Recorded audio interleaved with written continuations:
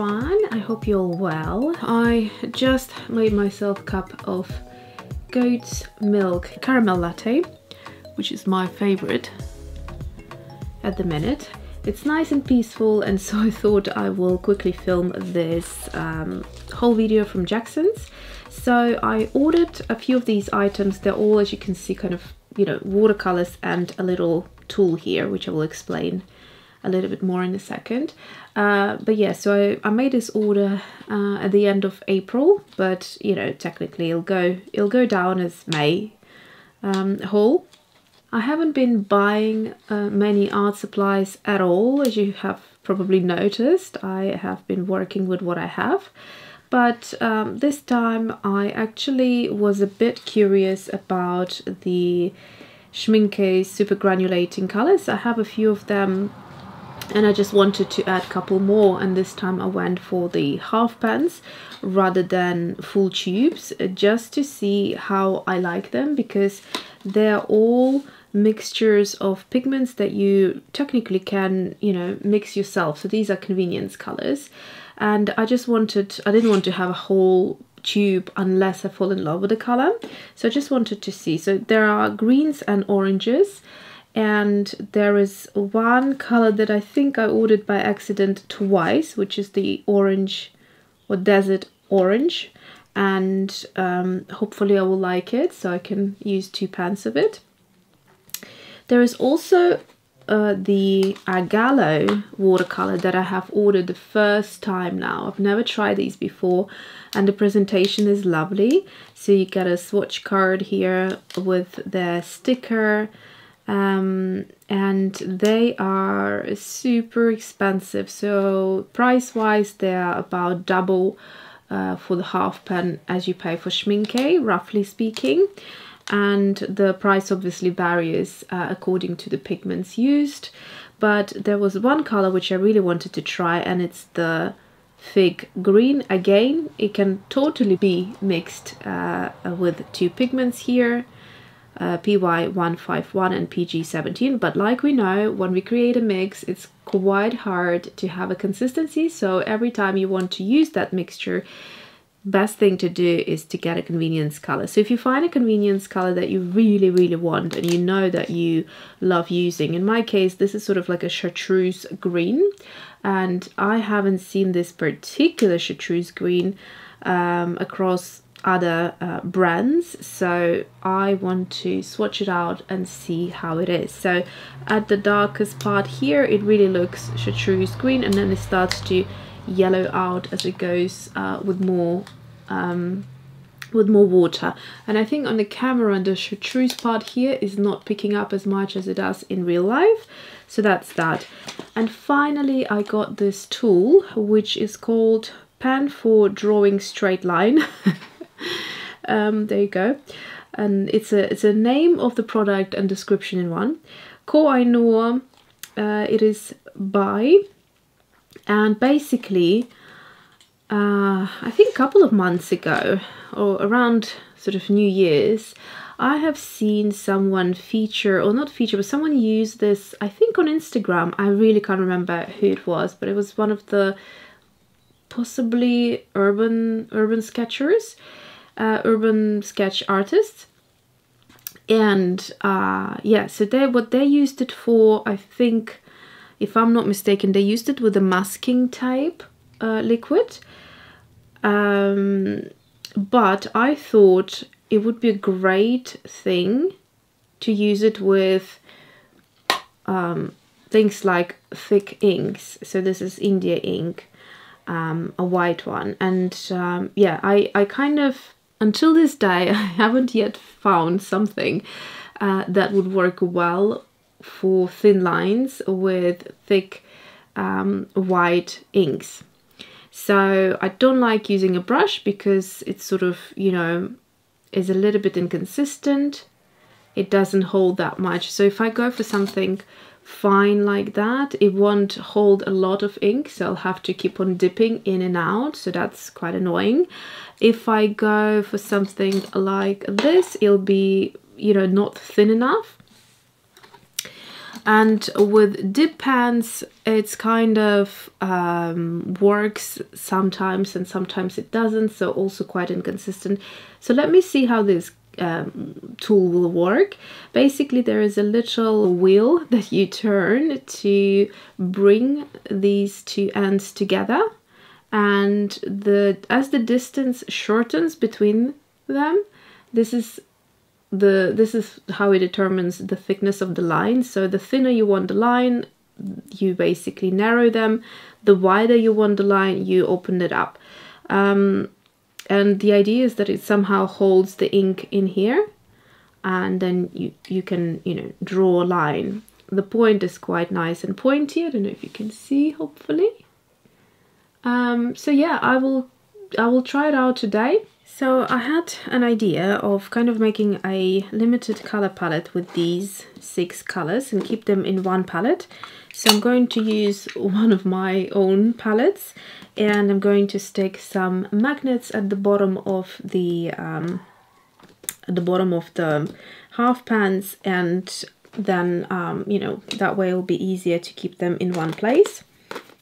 I'm going to use my full pan simply because, you know, for you it will be probably easier to see on a bigger swatch. So I'm going to use full pans from my Color Theory stamp set. There's also a half pan right here, which they are inspired by the real sizing of the full and half pans. I just wanted to quickly mention, if you are looking for like some fun and nice looking simple pencil cases, I always go to H&M for that. They have really cool neon colored pencil cases, and they also have these holographic kind of things, and yeah, I mean, they're really comfortable because you can see they're flexible. They actually hold a whole load of pencils. I mean, I don't know if you can see, but there is still quite a bit of space in here. So yeah, I just thought I'll share that with you, and they kind of look really pretty on the desk as well, just a pop of color.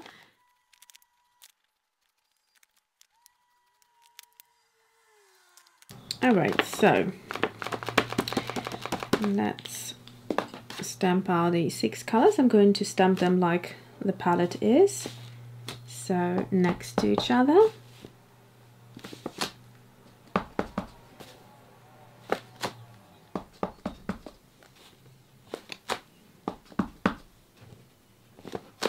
I'm leaving a little bit of a gap because I don't want them to run into each other, because they're already composed with 2, I think mostly 2 pigments, maybe more. I haven't checked all of them yet, but yeah, I don't want to start them sort of mingling together and creating a bit of a disturbed representation.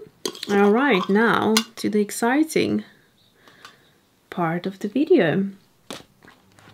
So let's just move these over here.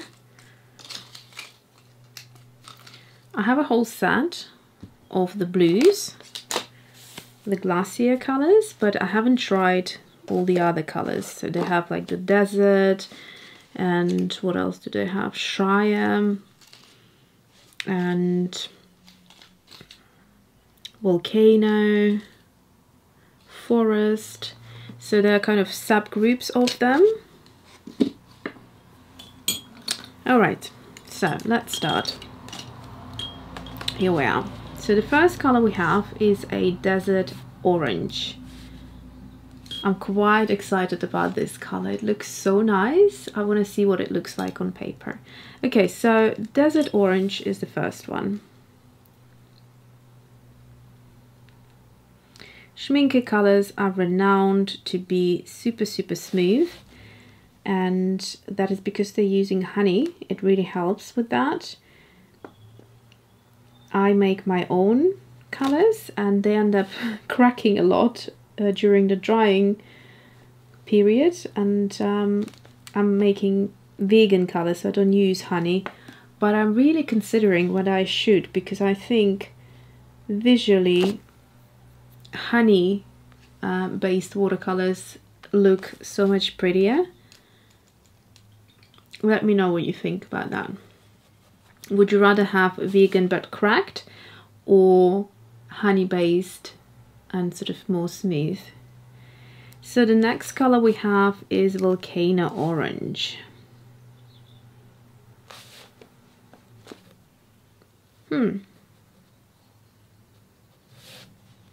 So they're actually not that bright.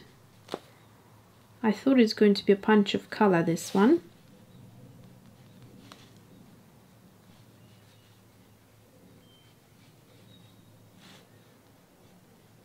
All right.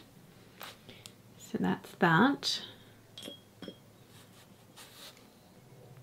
I'll try to build it up because,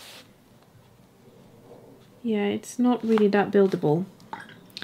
Okay, next one is Forest Olive.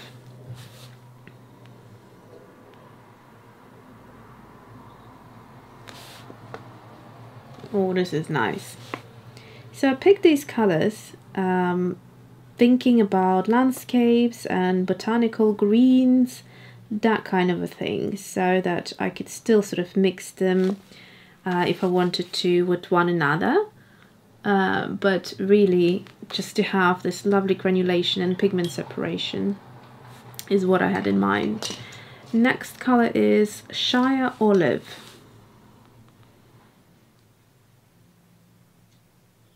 So this was Forest Olive, and now we have Shire Olive. Interesting.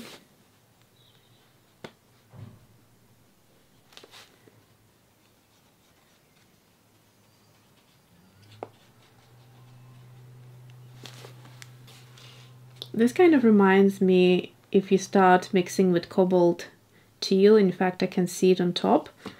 Let's see what went inside this. So we have PY159 and PB35. And then we have Desert Green. I will talk more about the pigments and all of that in the next video, because like I said, I just want this to be a whole video, first impressions and swatching without it being too detailed. So we'll do all the details in the next video. So this is also very interesting. So far very muted, earthy type of a palette. And then the final one we have Forest Blue.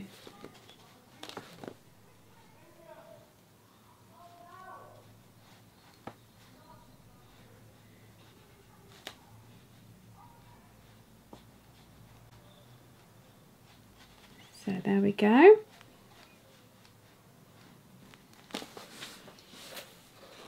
So those are the colors.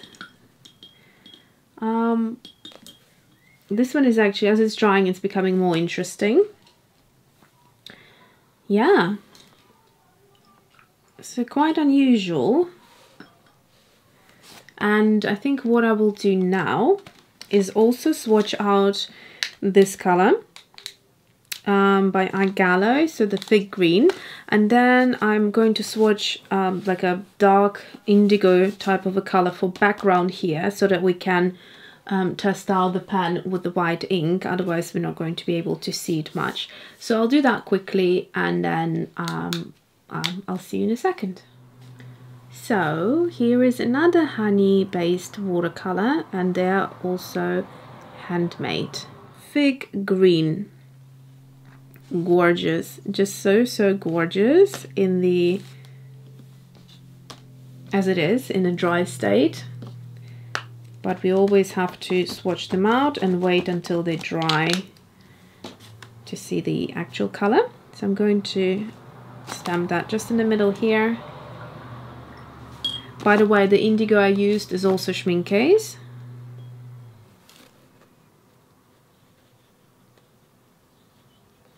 Really creamy.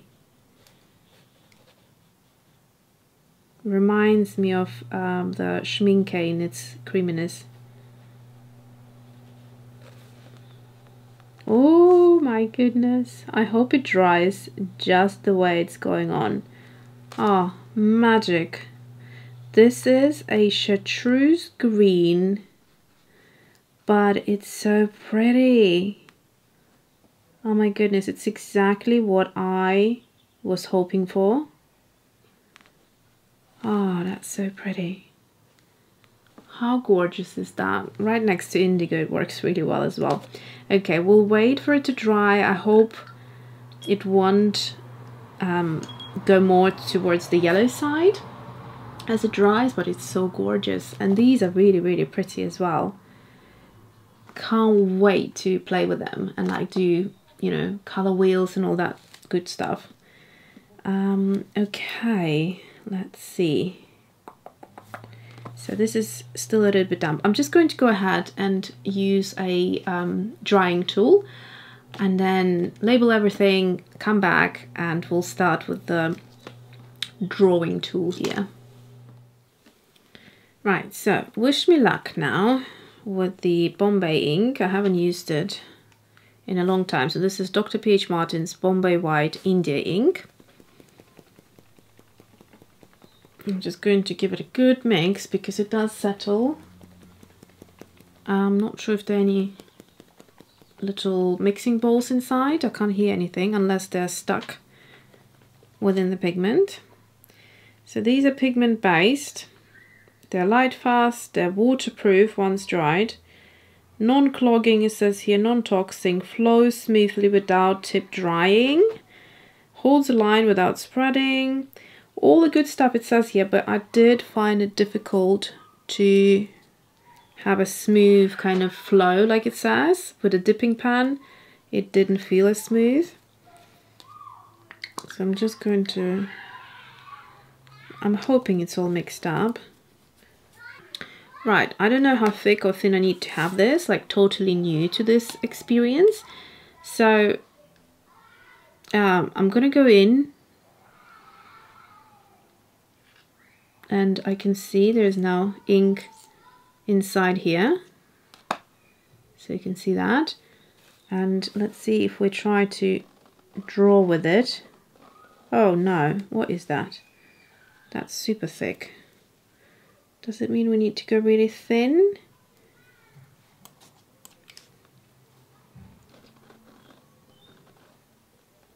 Right, well, I wouldn't call this thin.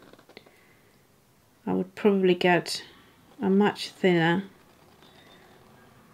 look from something else.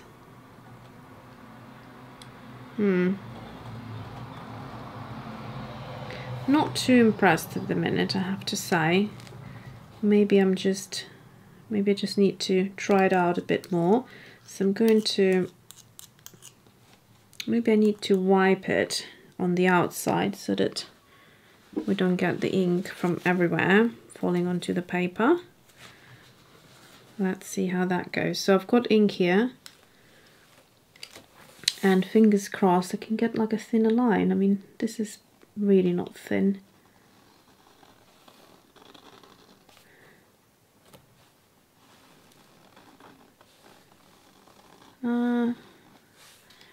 Yeah, I mean, no. It doesn't flow as nicely as I was hoping.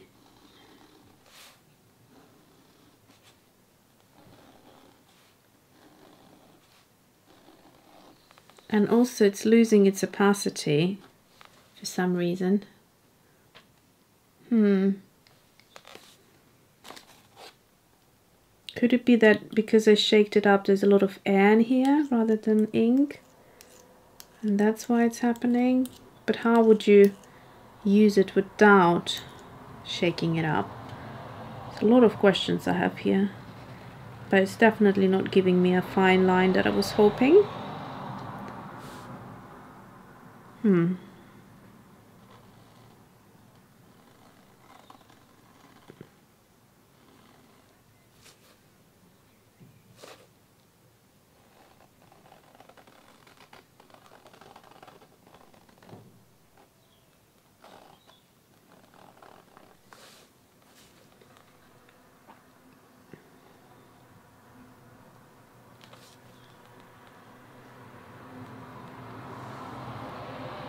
I'm hoping to get this kind of to work. but can't say I'm loving it. Right.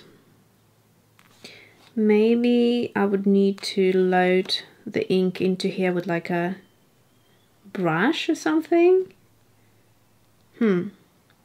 Anyway, if you know about this tool and you had better success, do let us know. Would love to hear about that. So yeah, interesting.